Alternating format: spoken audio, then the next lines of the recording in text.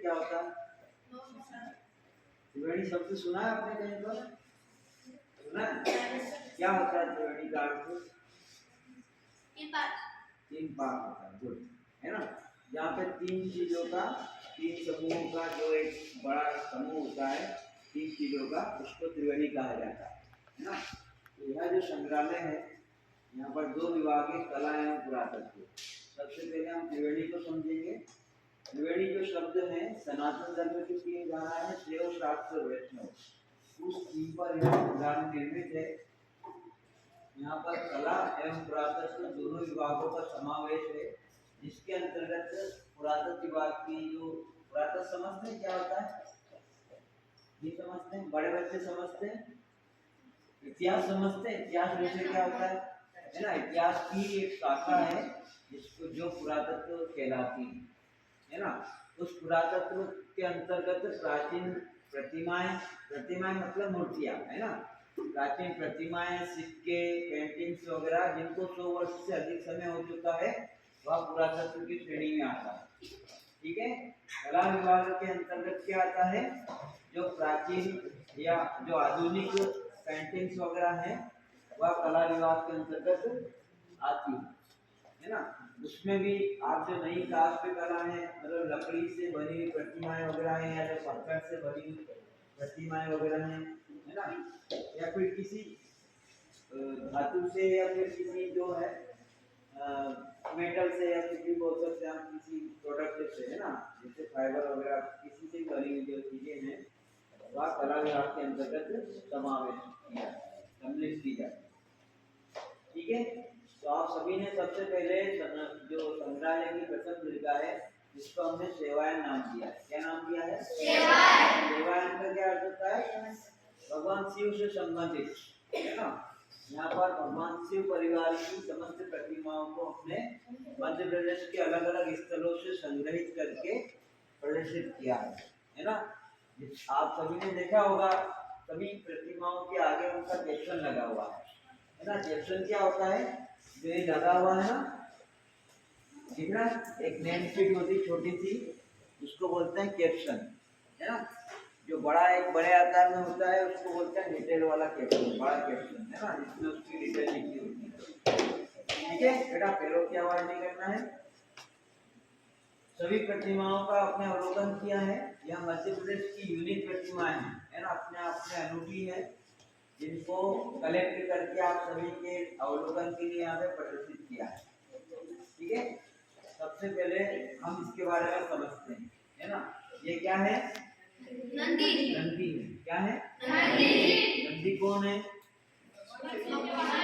भगवान शिव जी का वाहन है नंदी, है ना।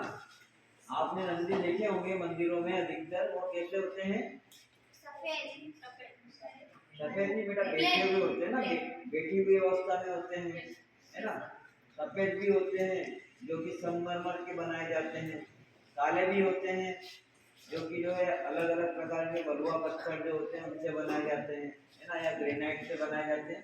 तो अलग अलग प्रकार के जो पाषाण होते हैं, पाषाण मतलब पत्थर जो है, उनसे अलग अलग तरह की प्रतिमाएं बनती हैं। ठीक है। जो आप सफेद नंदी बोल रहे हैं वह अभी के समय के हैं, मतलब आधुनिक समय के हैं। जो ब्लैक कलर के आप देख रहे हैं या प्राचीन नंदी है ना, जो आपने देखा होगा सांदीपनि आश्रम में भी एक नंदी है। सांदीपनि आश्रम गए आप लोग? भी गए हैं? देखा इनको सांदीपनि आश्रम भी लेके जाना सभी को, है ना। वहां पर सबसे प्राचीन नंदी है जो कि मौर्य काल के समय का है ना। यहाँ पर जो नंदी है ये शुंग काल के समय का है। कब का है? शुंग काल। समझते हैं?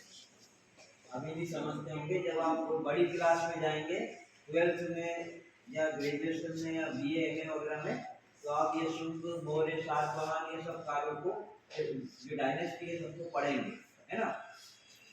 यह 2000 साल पुराना नंदी। कितने साल पुराना? 2000 साल पुराना। इसके पुरातात्विक साक्ष्य हमको सेंधव और हड़प्पा सभ्यता से भी मिलते हैं। हड़प्पा सभ्यता का नाम सुना है आपने? सुना है ना। वहां से हमको वृषभ के अंकन की, है ना, बैल के अंकन वाली मुद्राएं वगैरह मिलती है, सील वगैरह मिलती है, मोहरें मिलती है ना। पढ़ाई नहीं होगा, कोई बात नहीं, जब बड़ी कक्षाओं में जाओगे तो पढ़ोगे, है ना।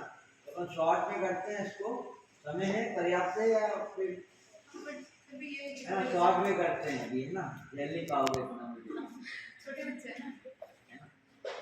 तो यह जो नदी है इसके पुरातात्विक साक्ष्य हमको सैकड़ों सफेद साल से मिलते हैं। दूसरा धार्मिक दृष्टि से भी महत्वपूर्ण है, क्योंकि यह वैदिक काल में देवता के रूप में पूजा जाता था। वो उत्तर वैदिक काल आते आते यह देवगण के रूप में पूजा जाने लगा, है ना। इसलिए यह दोनों ही दृष्टि से महत्वपूर्ण है। यह विदिशा से लाया गया है। कहाँ से लाया गया है? अच्छा, वहीं से आप देखेंगे ये चतुर्मूर्ति शिवलिंग है। क्या है? चतुर्मूर्ति शिवलिंग, है ना। शिवलिंग अलग अलग प्रकार के होते हैं। मानुषलिंग भी कहा जाता है उनको, मुखलिंग भी कहा जाता है। जिस शिवलिंग के ऊपर ऐसी मुखाकृति बनी हो, क्या बनी हो, है ना, ऐसा मुख बना हो। मुख मतलब समझते हैं, एक चेहरे का स्वरूप बना हो तो उसको मुखलिंग बोलते हैं, है ना। जैसे पशुपतिनाथ में आपने देखा होगा, मंदसौर में सुना है ना, वहाँ पर अष्टमुखी शिवलिंग है। क्या है? अष्टमुखी शिवलिंग। उसपे 4 मुख ऊपर की ओर बने हैं, 4 मुख नीचे की ओर बने हैं, है ना, जो कि अलग अलग अवस्थाओं को प्रदर्शित करते हैं, है ना। इसी प्रकार से एक यहाँ पर जो शिवलिंग है इसमें चतुर्मूर्ति शिवलिंग है। क्या है? चतुर्मूर्ति शिवलिंग। इसमें मुख न बनाते हुए पूरा पूरा प्रतिमाएं बनी हुई है। कितनी? 4 प्रतिमाएं बनी हुई है इसमें, इसलिए इसको चतुर्मूर्ति शिवलिंग कहा है। इसमें शिव, शाक्त, वैष्णव, सूर्य और ब्रह्मा, ये पांचों मत एक साथ समाहित किए गए। कितने? 5।